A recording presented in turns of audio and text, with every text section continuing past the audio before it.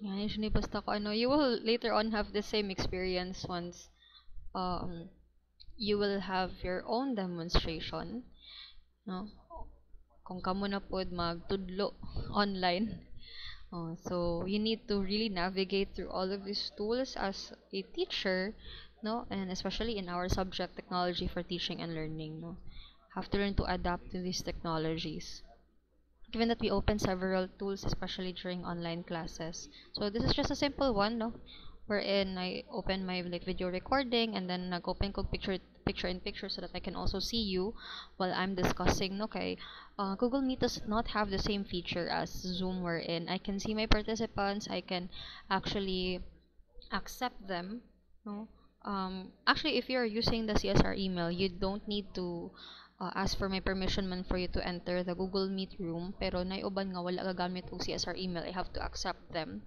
So I don't have that same luxury with Zoom wherein I can just click them dira sa babaw mo pop up. So I have to go back here pa to accept those requests. No, so it's kind of time consuming. No, so muna mo open lang ko aning picture in picture so that I can see you here on the side. Anyway, let us continue with our discussion. So, if you can remember, no, you had several disruptions. I don't call it disruptions, but you had several activities in the past few days. That's why we weren't able to have our regular classes, no? Like last week, we had like club hunting, and then last Monday, I actually encouraged you to join that webinar, no, on Gemini. No, Gemini is somewhat like ChatGPT, and then its function is really similar to ChatGPT. Although imong mga prompts lang dito no or kanang mga commands nga imong ibutang dito sa marag text bar no nga mo type ka dirag questions or nakaipabuhat sa iyaha. You have to be really specific lang if you've noticed, 'di ba, sa tong examples nila. Because it might provide you with a different response, no? Actually, same goes with ChatGPT. Um, na ay times wherein I provide incomplete responses, so they ask for more, no. But again, no, ChatGPT is a different, it's a separate AI tool. There are several AR AI tools rather. So naman kung dila no, AI tools and then na-utilize ito for education aside from ChatGPT and Gemini. Gemini is part of Google, man, it's one of their products. Right now, I'm also trying to explore a new tool which is gonna be Brisk, no? It can convert YouTube videos, it can convert, let's say, a web page, no, into a PowerPoint presentation or anything that you would like, no. There are a lot of AI tools actually everywhere, not just ChatGPT, although it's one of the most popular, pero it's not just ChatGPT. There are even AI tools wherein it can generate images, diba? I think we're quite familiar with that with Facebook, no, where we see a lot of AI generated photos. The only siguro palatandaan nga it's AI generated is the fingers. It is said that artificial intelligence cannot actually perfect the shape of the fingers, no? That's why usay tag hinubra ang tudlo, no? Or dili mao ang shape sa kamot. Okay, wala mo mabalaan mag mo na ang kryptonite sa ko ano sa ato ang what you call this sa ato ang AI is they don't know how to animate uh, hands, no? Mana yung weakness nila, weak point. As much as I would like to discuss with you, no, katong sa webinars na kanang ato ang naatinan pag Monday. So, abi man ako mag face to face rin kay I will ask you about it ba. So, it's just okay to just send me your write-ups na lang. Submit it to me personally. No, I prefer checking it. As much as I love technology, no, but I really prefer to check it nga hard copy kay dali manggug kaayo ko makabasa, dali kay ko maka lantaw sa responses sa mga bata, no, if I can actually touch it and see it, no. So online usa na ko ma-mislook man that's why I still do prefer that you write your answers and then to also avoid, um taking advantage of artificial intelligence, no nga within 5 minutes man na naka, no, so you have to put in the work, so isulat jud siya. Okay, so let us continue with is the standards. Wait lang. Okay, we just move it here. Okay, medyo samok man siya.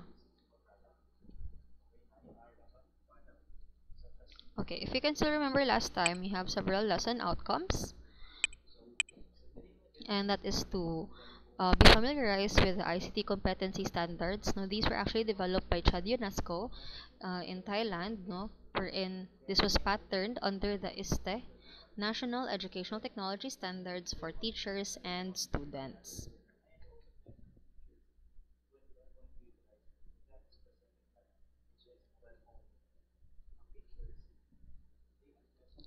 Next akong presentation. Okay. So last time I asked you, diba, I let you compare um, unsa ang methods sa duha ka teacher, no, ni picture A and picture B. The other one is using like traditional way of teaching, using like sa blackboard or sa whiteboard rather, no, and then while ang the other teacher is making use of technology in teaching. Now both are actually effective teachers. No, we cannot judge the teacher based on this mere photo alone, no.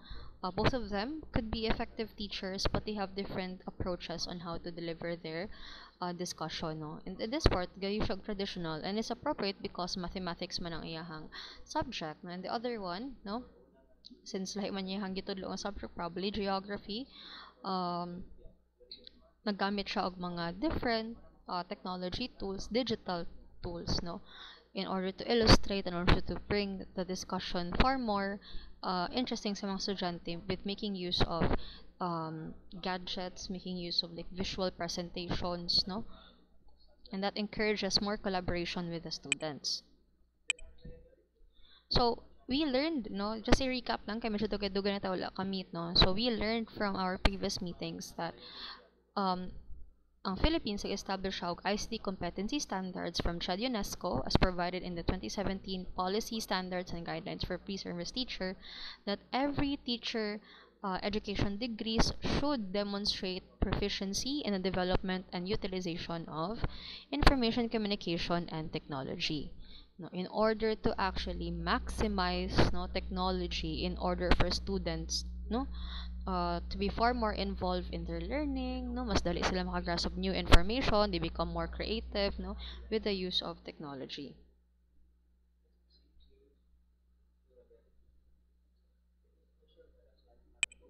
Okay, so to ensure that the outcomes related to ICT is achieved, so naatay um, seven ICT competencies gi-establish sa UNESCO in Bangkok way back in 2009. So the seven domains, not competencies rather, no, so the seven domains um, as a set of competencies which should be expressed, which should be established by the pre-service teacher once nga they will graduate or once they will practice, no, kanang ilang teaching profession, no, in the actual field, no, in the actual academe. So if you can remember, there are seven domains. We have domain 1, understanding and education, which has three competencies. Okay, so pasunod na sila class, no, di pwede makaabot sa domain 5 if you haven't undergone domain 1, which is you have deeper understanding in ICT education, its policies, you understand how ICT works, no, and then you're able to also explain it to other people based on your own understanding of ICT policies. So una, importante siya ng awareness o sa ang integration. So you have to be aware these ICT policies exist, you have to be aware that you need to follow this before you actually put it into practice. So ang second is ang curriculum and assessment. So these are the following competencies as well. Okay, where we integrate and evaluate what are the appropriate digital and non-digital tools nga dapat sa kada topics, no, unsa nga dapat mga non-digital or digital tools atong gamiton as our resources for teaching, no, to address the diverse needs of our students.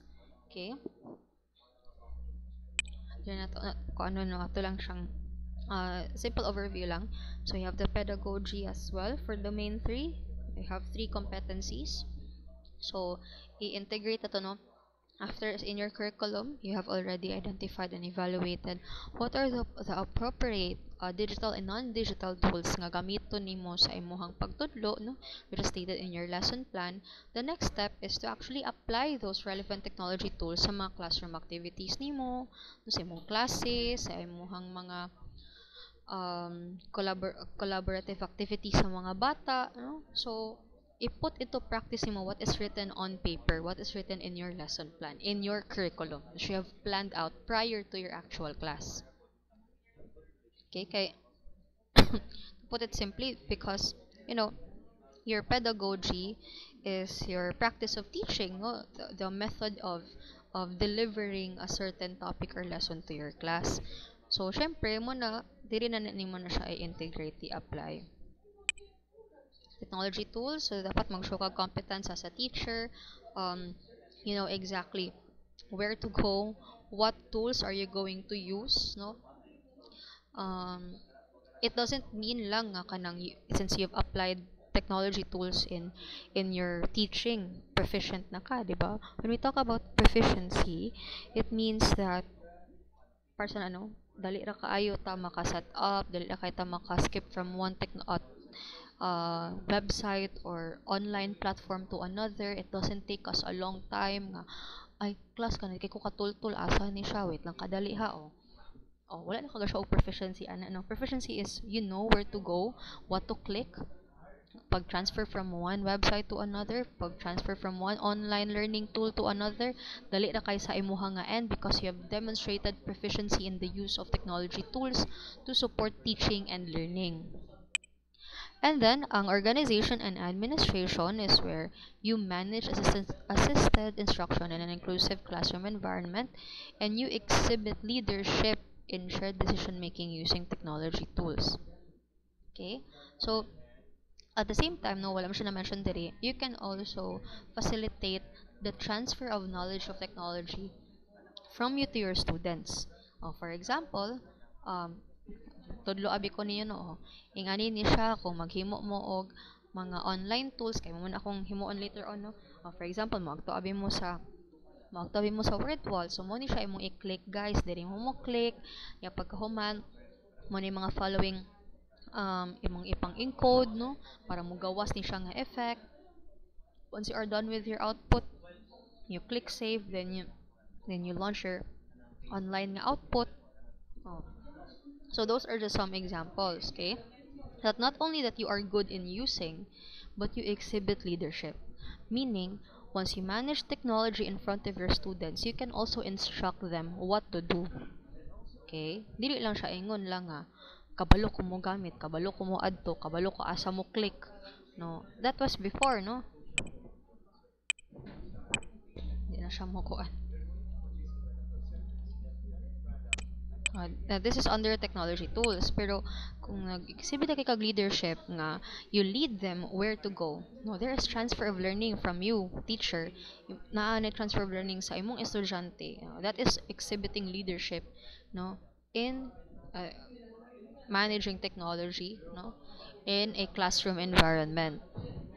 Okay, so gahatag kag instruction sa ilaha, no, gahatag ka og step by step process nga, okay, this is what you're going to do class ha. First you go here, you click here, then after that you provide all of these inputs, no, after ana you click save, after nimo ma-save imuha dayon na siya nga i-import, after nimo i-import kay imo din na siyang i-launch ang project para makita sa imong mga students. So, kanang mga times nga wherein i-demonstrate na ko unsaon paghimo og quiz is, even kani later, no, I will instruct you how to make a Google form. I don't know if some of you here already knows how to make questions in a Google form, pero sa kato mga wala pa, I will introduce you how to do it. Those are examples of under domain 5, organization and administration, wherein i-manage na to ang technology assisted instruction in an inclusive classroom environment, no, where we show leadership in using technology tools. Next is teacher professional learning. So, as a teacher, no, your learning doesn't stop there. That is why, diba, encourage mo na si Sir Cleophing nga mo-attend mga webinars to get to know Gemini. Although, sa uban nga sa hapon pa nag-attend, wala na kayo mo naka-attend sa demonstration, no? Mostly, ilaha to is kanang unsay mga way, unsaon pag-provide of proper prompts. But in the morning, they actually introduce what is Gemini, what does it do, how does it help teachers, no? If mag-yung activity si teachers, maka-assist actually si Gemini, no? Kay maka-provide siya mga activities, rubrics, no? Which are evaluation tools nimo for performance task, no? Tanan nimo mga gamiton as a teacher, Gemini can provide that. And then how to be a better researcher using AI nga dili siya copy paste tanan, no? Siguro mo get lang kag ideas dito, but you need to contextualize also, no? So ingana, no, kanang pinatudloan pag even ako gani as a teacher, dili man ingon kay abig kanang ko ana graduate school student naka, or nana kay kanang daghan na kay kag experience in the academe, dili naka required, no, matan og trainings and seminars. As a teacher, we are lifelong learners, and maybe not even a teacher, no, as a human being, no, dili na siya ingon nga limited lang na siya sa mga teachers, but as a human being, we have lifelong learning, meaning ana dili magundang nga to ang um, pag dili ang pag-eskwela, no, pero ato ang pag-learn sa mga new things dili na siya magundang lang from the moment we graduated and we earned our degree, no. Every day we learn something new and we apply it to our lives, so make our lives even better. Okay, so kita as teachers, it's really important for us. That's why di ba na ganin na yung mga CPD points required, no, kay para to renew your license, kay marama na siya palatandaan nga um nag-ongoing professional training Japan ka, no, wala ka na stagnant, no. Maunang pwede jud ka ma-renew sa imong license, or encourage pa na like for promotions nga ano kinahanglan man jud nga mo eskwela ka og masteral doctorate or magsigag ka og mga certifications. Kay di ba siya ingon good nga money driven lang pud siya, but kanang mura pug one way nga i-empower ang mga teachers nga kinahanglan jud sila nga mo invest sa professional growth, no, kay para they become experts pa jud and become more proficient in the teaching field. Okay, dili ma-obsolete ang ilahang mga nabal-an, no, dili ka na outdated lang nabal-an. Okay, and then the seventh domain, if you can still remember, no, from our previous discussion, is teacher disposition, diba, we're in you show social, ethical, and legal responsibility. So you are also a responsible user of technology. You're not just limited lang nga, you know you're competent enough, you're proficient enough to make use of technology, but you are also responsible, no, you're responsible, you know the ethical way to do this, you're not violating the Data Privacy Act, no. You know how to manage confidential data online, you know how to identify unsa ang mga fake o unsa ang kanang mga legitimate nga mga websites para nimo introduce imong mga bata. You know how to make use of technology that is not harmful to your students, okay, and sa imuha pod, no, nga di mo maput at risk. So let us continue the ISTE, no, National Educational Standards for Teachers. We already discussed this one last meeting. Karon kay ato siyang ipadayon with standards for students po, no. And I will show you some videos of what it looks like, no, to implement ISTE standards in the classroom and how it looks like with our students. Okay. So, the ISTE standard is a framework that guides educators, leaders, and coaches in the use of technology to create high-impact, sustainable, and equitable learning experiences. So, ato ang bata, no, di ba sa una, ato lang, chalk, blackboard, unsay na sa libro, maray mabalan sa bata. But with these standards, students and teachers are empowered to go outside of the box, to not just learn the basic things that is written in the book, no, but the students gets to explore, they get to be creative with the use of technology, and at the same time, once they, like for example, no, once they learn something new with the use of technology, di lang limited ilahang learning within the four walls of the classroom, no. They can even become like curious nga mga learners, no. At the same time, they will be able to explore new things without even, you know, with the guidance of the teacher, but without depending on their teacher alone, meaning they become independent learners as well. Okay, they learn new skills that are not just taught in the four walls of the classroom. So again, there are several ISTE standards made for administrators, you know, made for teachers, made for specific teachers teaching ICT, for those in the field, no, of ICT as well, and even the students. So, na sila standards. But for now, we'll just focus on ISTE standards for students and teachers, since this is teaching and learning man. So, ang katong 6 kabuk standard, no, kaning 6 standards ni ISTE, these were actually utilized to pattern the 7 domains, no, sa ICT competency standards by CHED UNESCO, no, here in the Philippines. That's why you will see similar na sa standard 1 to 6, no? Sa ato ang 7 domains. On technology operations and concepts, this is similar to domain 1. Planning, design, environment, and learning experiences. Very similar to curriculum and assessment, di ba? So, technology to plan and design. The keyword is to plan and design. This falls under curriculum and assessment na to, sa ato ang lesson plan. Kani siya, demonstrates sound understanding of technology, no? So, this is from domain 1. Nga nakasabot taon sa mga policies, what technology is all about, how do we use it. Okay, so more on concepts, theory-based siya. Kani siya plano. Planohon na to, no? Sa atong lesson plan, sa atong curriculum audit, sa atong teaching guide, no, what kind of technology tools atong gamiton, digital or non-digital, in order to enhance our way of teaching. And then, ang standard 3 na to, no, implementation of the curriculum plan na siya, o teaching, learning, and curriculum. So, this includes strategies for applying technology. So, you talk about strategies, no, teaching methods, this is pedagogy na. So, this mirrors atong domain na to nga wherein it talks about pedagogy. Okay. How do you implement? Another keyword, implementation of curriculum plan. How do we implement the curriculum where it states what kind of technology tool ato ang gamiton in order for us, no, to be able to teach our students efficiently, in order for our students to also learn about technology. Okay, so implementation na siya of the curriculum plan. It's here in our keywords. Assessment and evaluation. Now, this was not actually in the 7 domains, no? Si assessment and evaluation. So, unsa man ni siya about, diba? So, like what we've already discussed last meeting, mo gamit ang technology to collect data from our students through quizzes, evaluation, assessments na tong activities sa mga bata to see if nabay kinahanglan ni improve sa to ang pagtudlo, like nakulangan ra ba ang ato ang pagtudlo, ang tool, ang technology tool atong gigamit lisod ra ba kaayo siya, no? Ang mga bata kay galisod ba siya adapt, no? Or ang base ba sa ilahang mga quizzes, sa ilahang assessment, base ba sa evaluation, daghan kaayo ang naka-participate, and dagko kay silang scores, meaning effective ang technology tool atong gigamit to enhance our teaching and to encourage more learning sa tong mga bata. So we can actually maximize student learning and mupadayon na pud sa next topic. Okay, through the use of technology in assessment and evaluation. And then productivity and professional practice. So keyword ani is ongoing professional development and lifelong learning. Similar to our previous nato nga mga domains, no, wherein si teacher ongoing iyang training and development so that they will become more proficient pa jud as teachers, nga madungagan pa jud ang ilahang mga learnings, no, in utilizing technology.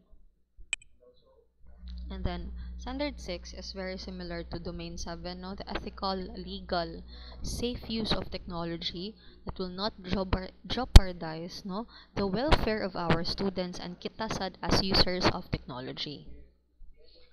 So, gipaspas ra nako ang overview, no, kay this was what we discussed from last meeting. No need for me to give you like detailed pa jud kayo nga explanation. This is just a run through para this can connect to our next topic na, which is ang ESTE or National Educational Technology Standards for Students. So, naay separate standards ang ato ang mga estudyante. So, for a while, ha? Okay.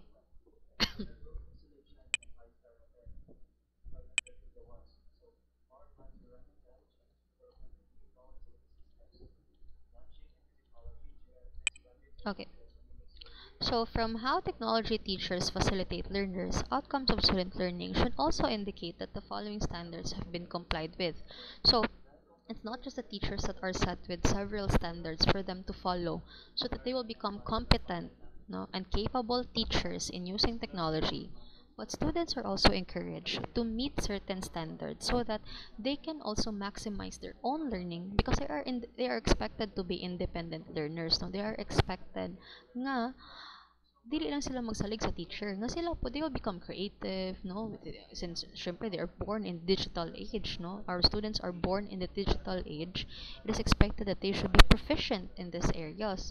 So Tagana to silang standards put nga they have to meet in order for them to become empowered, independent learners that utilizes technology.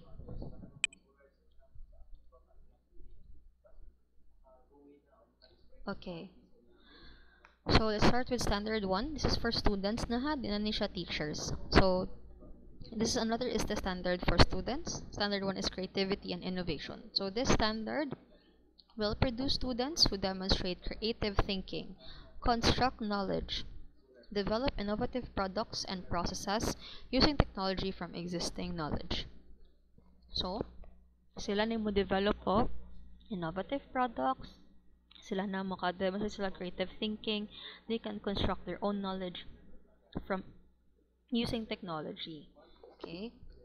To better picture out what it looks like, I'll show you a video. Let me just stop sharing. But for the sake nga dili ta copyright infringement, I'll just pause my recording and then you can find actually for those nga naglantaw ra sa recording no in the future. So you can just search for ISTE standards, um, empowered learner, no learners goals. So I'll just have 3 videos on customized learning environments, learning goals. So pwede ra mo mulantawan na. Okay, I'll just pause it for a while. That's why I showed you several videos, no. Actually, daghan kito siya. Ang katong bang video sagol-sagol na iba na digital behavior, digital footprints, where they also teach the students how to make use of technology in a responsible way. Daghan ka siya, like very short clips lang siya, and those are from different teachers because they actually ang taga na kanang murag nag-provide po sila mga examples ba no sa ilang mga estudyante. Naghatag pod sila og kanang mga kuan po dito silang mga students no nga mas yung mga best practices nila dito on how they implement the ISTE standards in their own classroom. So you see it no through those videos. Now makita nimo sa video, I would like to ask you no, do you see how big of an impact technology is no sa ato ang students' lives and how they learn? Is it far more different than our usual practice of a traditional classroom, wherein it's just the teacher talking and then you see the blackboard? So, unsa inyong mga kanang kuan po dito? Unsa po inyong mga nakita no? Is there really a difference with when you see the students right now like katong sa mga videos lang no nga wherein they're very much active no and then may mga hands-on activities po no the teacher utilizes technology and in different activities with the students no so there's actually presence of technology so is it a really big impact sa to ang mga estudyante karon compared to sa una wherein we make use of like a traditional classroom lang without the utilization of technology?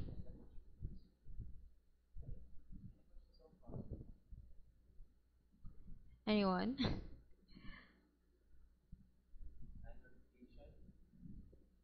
Natay Prof Ed student dire. You can share your insights.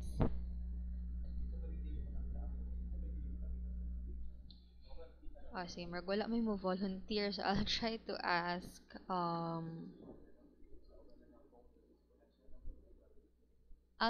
ask Cedric. Ma'am, Okay. From those videos, from those very short clips nga akong gipakita kanina no, do you see like the impact of technology sa life sa mga estudyante no sa ilahang pag-learn inside the classroom given that those are from different teachers palandaan no mga different grade levels pod does have a big impact for our students today compared to the usual jud nga traditional setup sa pagtudlo sa una? yes ma'am, kay um, huge different from ay ano tawag ni? Kay ang sa nauna kay wala tagagamit og like kon technology tools. So ga-focus ra gud ta sa kanang ang atong unang-una na jud inside sa classroom ba. Nya karon kay walang daghan lang kay tag ma-learn ma'am tungod sa kon technology.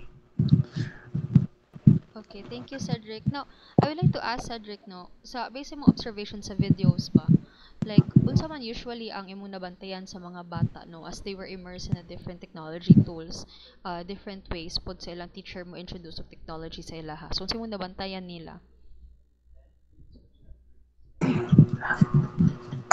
Like nag-enjoy sila silang gibuhat ma'am kay siguro mao jud ilang hilig na kana nga kuan. Um,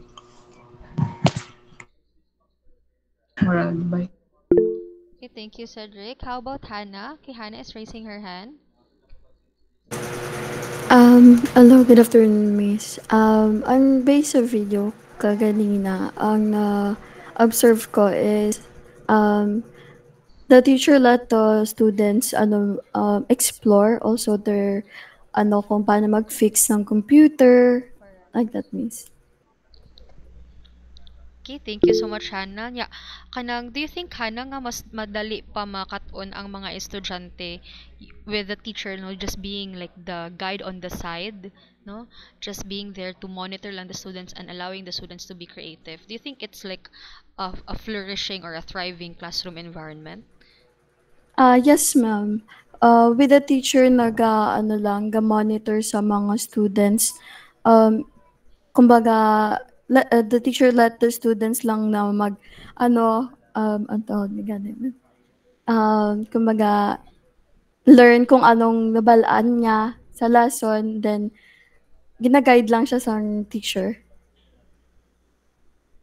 Okay, thank you so much, Hannah, no, for your answer, and also Cedric. Let's have Leonalis.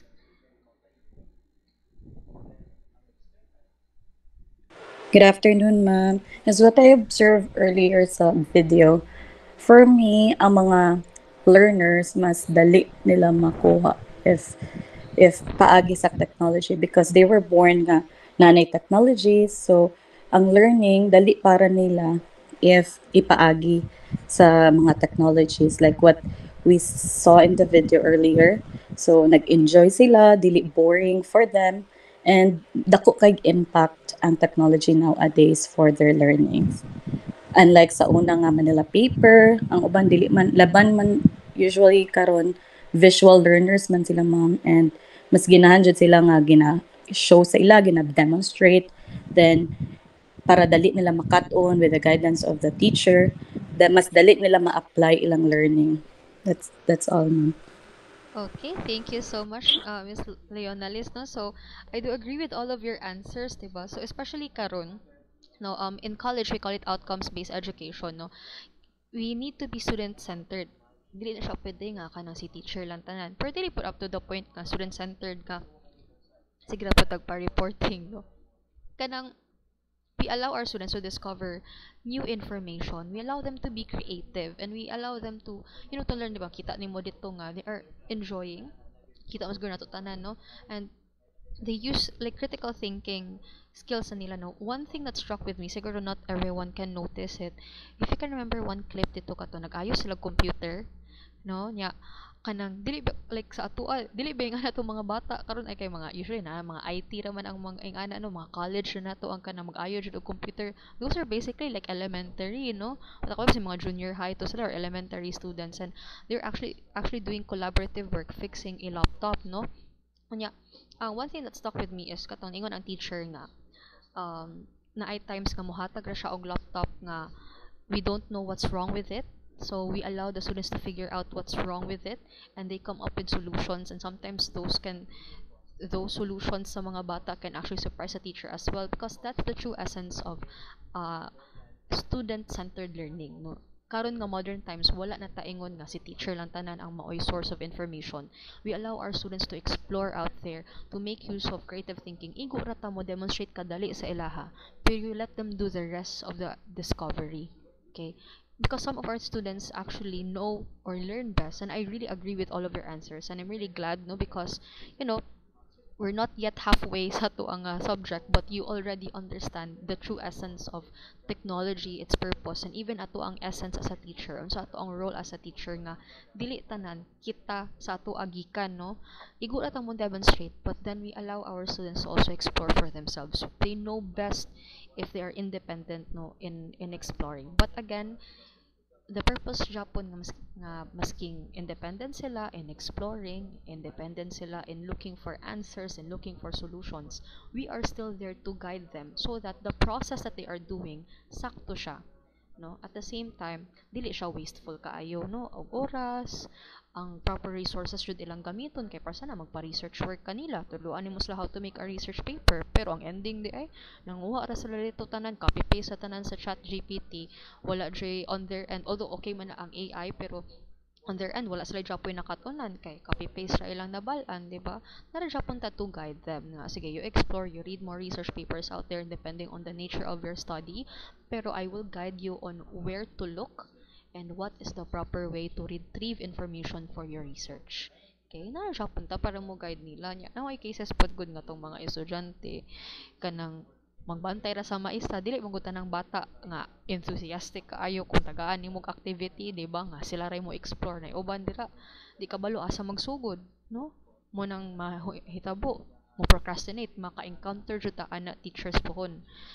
Ako in my 7 years no in teaching, ka-encounter jud ko na nga lain-lain jud mga bata, no? Na ibang mga bata nga very enthusiastic, no? They have the initiative, pwede nimo mabiyaan, no?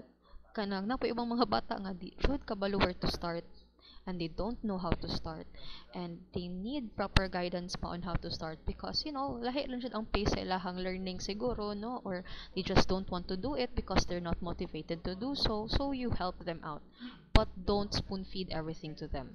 When I first started, I spoon fed everything to my students, and that's not a good thing, no. I know even if we love our students, there should still be some limitations. We still allow them to be independent. Diba, I think as parents po, no, I'm not a parent myself, pero sooner or later, no, but I know some of you here are parents, diba? There are times when we let our child, no, nga, mo-explore po siya, make decisions for himself. Anyway, we are just there nga, sa loon sila kung masayop, no, or kanang to give them advice if ever nga they have kuan, pero we guide them, we teach them what is the right thing to do, and then we allow them to make decisions on their own so that they will truly learn, no? Kay kung mag-helicopter parenting pud ta, di na sila kabalo, no? Kanang magsalig na lang tanan, no? Ana po na as teachers, no, nga dili pud tanan nga magsalig lang sa teacher. Okay, kay again, no, they know best and even they know more than us gani at times, no, as we care to admit it, no, sometimes. Okay, so let us continue.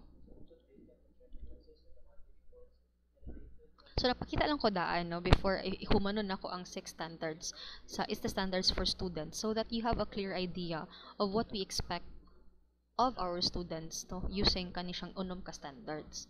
So ano, creativity and innovation. So dapat, no, mag-produce ta og students who demonstrate creative thinking. Motong kanina, no, nga dapat mag-develop sa innovative products, like sa robotics, sabi, no, sila na imo program, no, imo sang i-demonstrate how to do it but you allow them to create their own using technology from existing knowledge. So it doesn't mean nga from scratch should entirely. We demonstrate things to them and then they do it in a different way, okay, or they produce a different output basing from your own existing demonstration, and then they make use of technology in order to achieve that. Then communication and collaboration.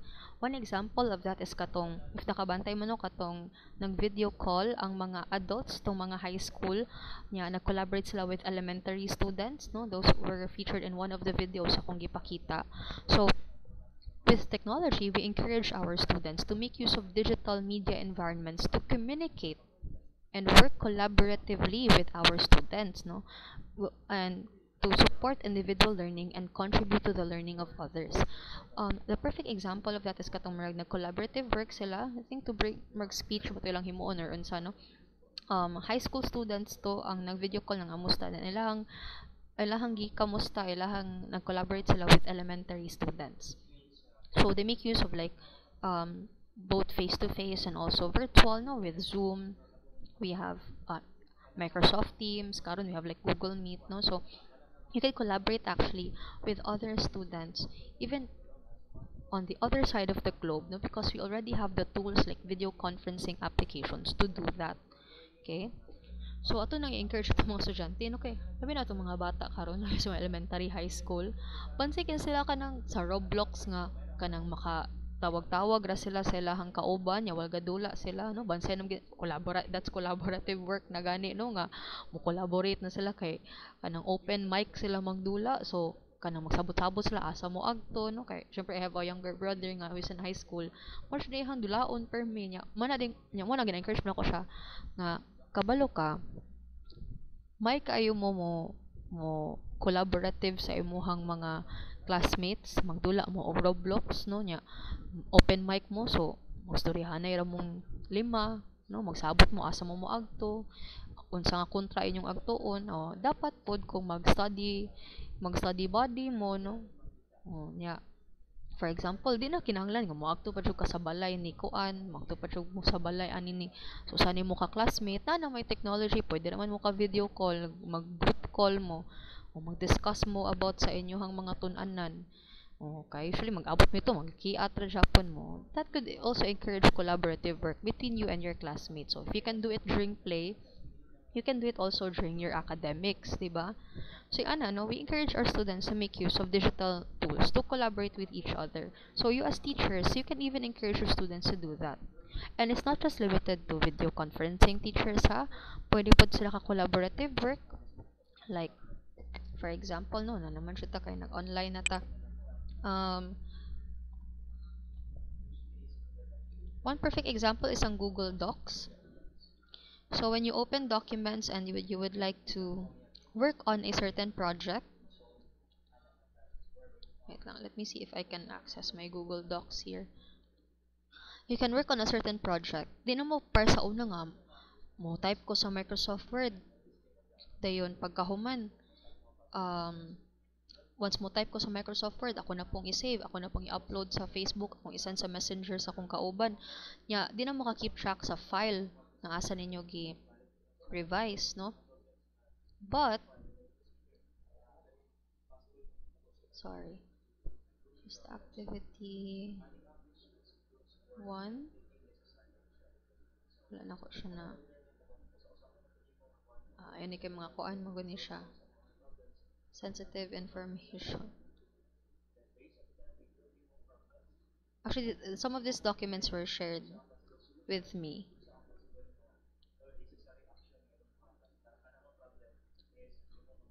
O kanina lang, no? Sa activity. Oh, this one. We're made to have an activity and then it was a hybrid event, no? On research. So, we made use of only one file, si activity 1. Pero daghan nami ang maka-access ani. Okay? And then, what we usually do is, tag sa tag sami per group, we're allowed to fill out all of these blank parts. So, sa ako ang end, I fill out my end. Wala mo kay kagrupo, so I did it alone. So, muna, mag-type ko diri and makitaan po sa uban nga ma-share ani nga document. Usually, makita ni diri sa babaw. Okay?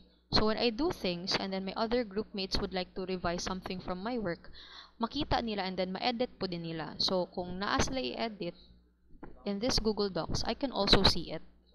Okay? So, daghani nga no, pwede ta as teachers, we can do collaborative work. We let our students do this. Like, guys, I uploaded a Google Docs, no? I'll just send you the link.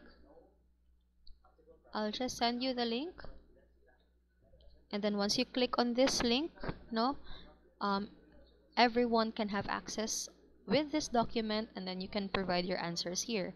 I can see your answers, your classmates can see your answers, and then you can do collaborative work here. Okay? And then sa Google Meet pagani, I don't know if Jamboards is still present or gi-remove na ba nila. Whiteboarding run. This is similar to Jamboards where you sketch ideas, you do brainstorming. You can do it per group, no? And then if the students can also access this whiteboard, everyone can see it, no? So that's in one way also where we encourage our students with collaborative work. Other than just, kanang mag-video call, mag-storyahanay pod.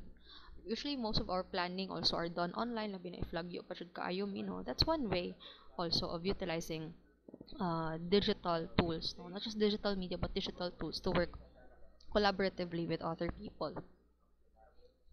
Not just documents, so you can do slides, spreadsheets, basta as long as it's uploaded in Google Docs, Google Spreadsheets, kay online man siya. And the best part is you can bring it anywhere, no? Kay Naka-save naman na sa drive nimo, and once you have access to your Google account sa phone, no? So that's one strategy where we can also encourage our students to do collaboration. Kana mga simple lang, no? Kay kanang para di lang makalitan atong mga bata nga dili jud exactly parehas tong nakita nato sa video nga mag robotics na dayon, no? Sige nga simple as kana lang usa, baby steps lang for them. Okay, next is research and information fluency. So students are expected to apply digital tools to gather, evaluate, and use information and plan strategies for inquiry. This standard expects the students to locate, organize, analyze, evaluate, synthesize, and ethically use information from a variety of sources and media. Okay, so meaning ani, expected na estudyante nga kabalo na siya mogamit og digital tools para maka-evaluate and use siya information for research. Okay? So, kabalo siya mo locate. Let us just, as an example, no? For example, ako ang estudyante.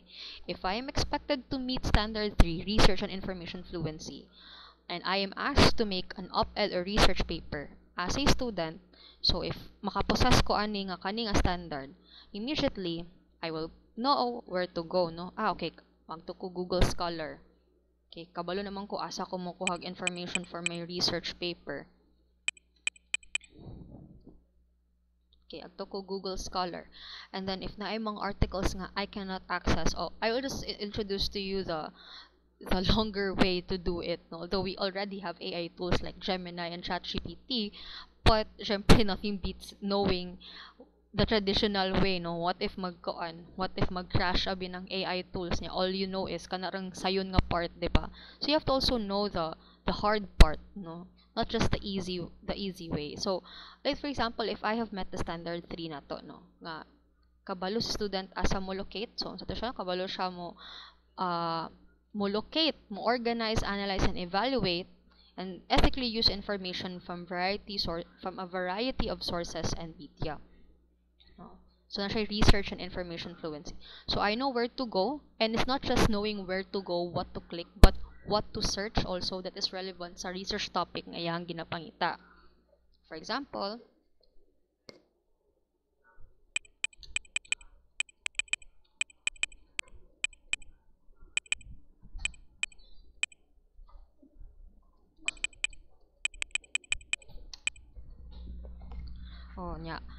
kanang I was told by my teacher nga dapat kanang recent sources jud, kabalo siya, no? Kabalo siya mo organize, kabalo siya mo locate unsa nga information yung pangitaon.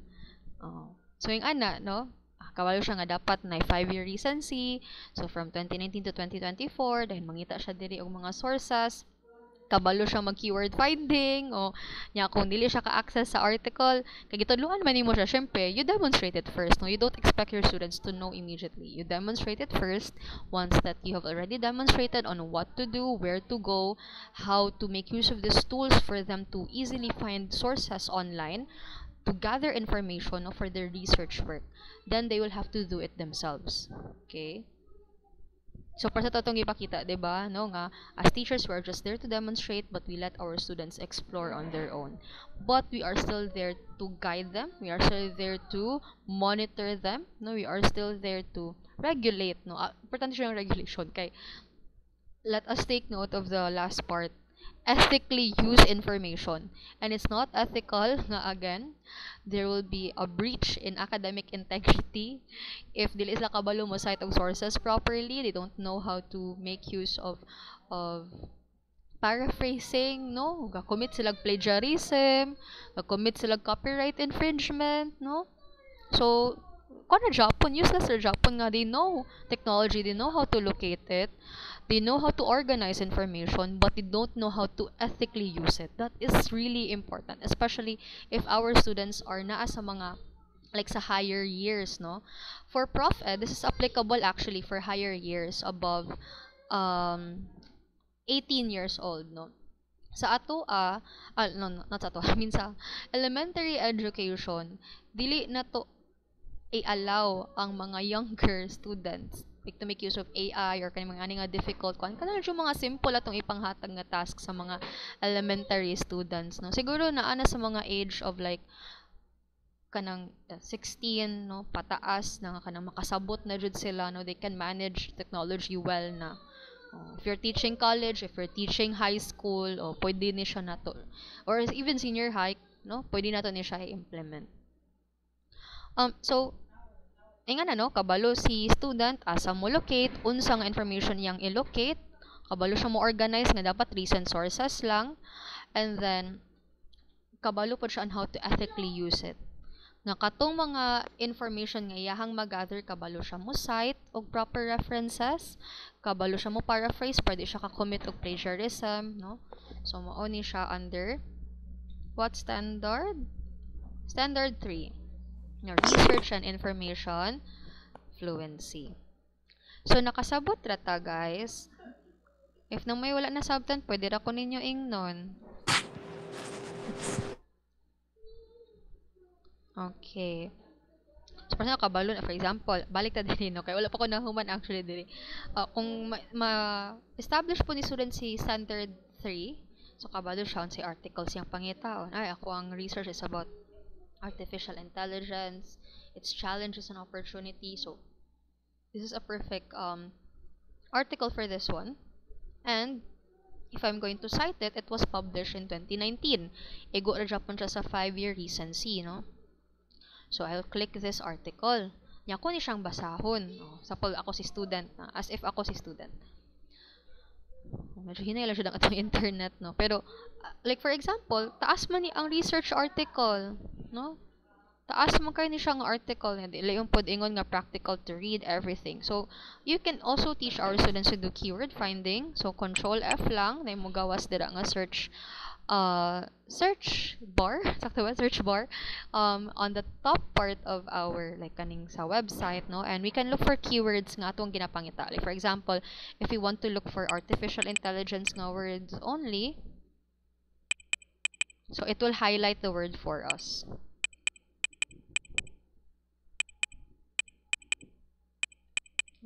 There are 3.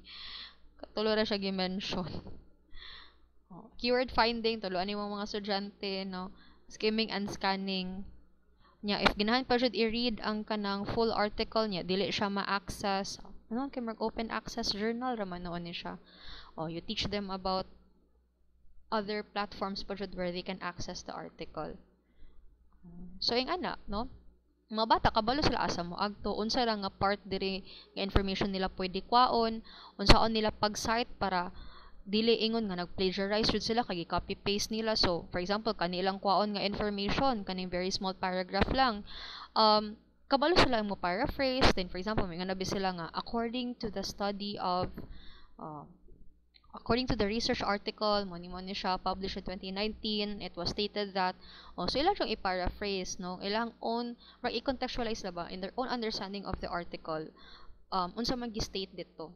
Okay, dili ingon nga kanang copy paste jud niya. This is important in research, no, because I'm teaching research in senior high and college.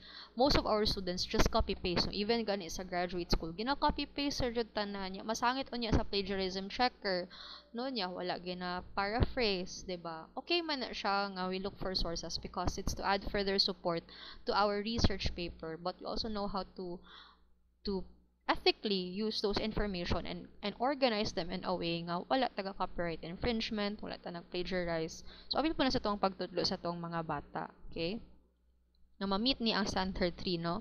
The student expects the student to locate, kabalo mo locate, mo organize, identify unsa information appropriate sa iyahang research work, analyze, evaluate, asa dira ang angay jud ibutang siyang paper, asa dira ang dili na lang i-appeal niya kay irrelevant na.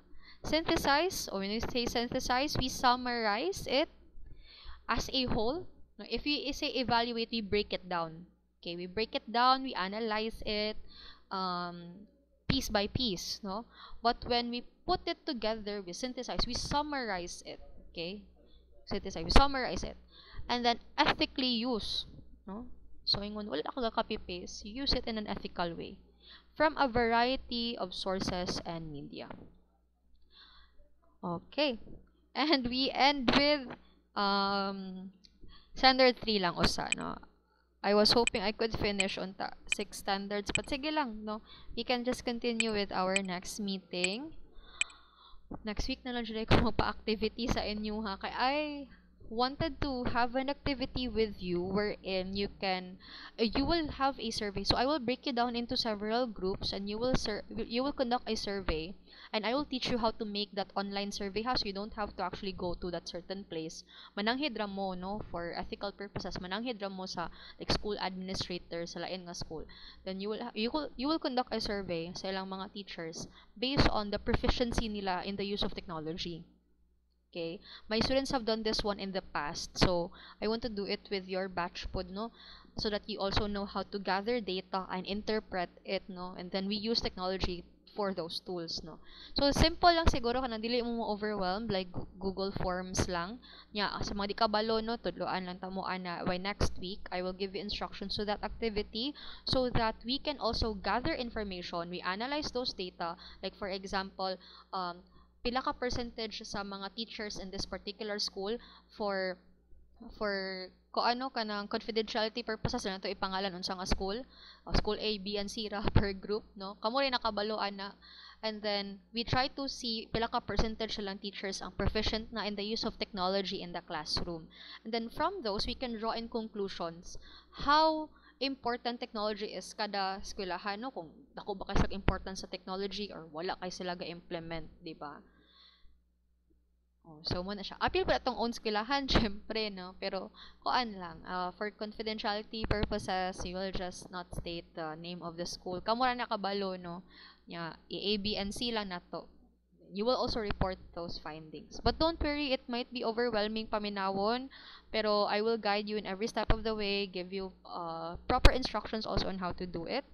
And also, how to, sanaway ka na, how to structure your questionnaire is a Google form para online na mo collect no. Let us make use of our subject na technology for teaching and learning. So we will digitize everything. Oh, sige lang. Di lang ma-overwhelm sa unsay maabot sa nisulti ako daan, tudloan na Japon ta mo. No? I'll guide you in each of the process.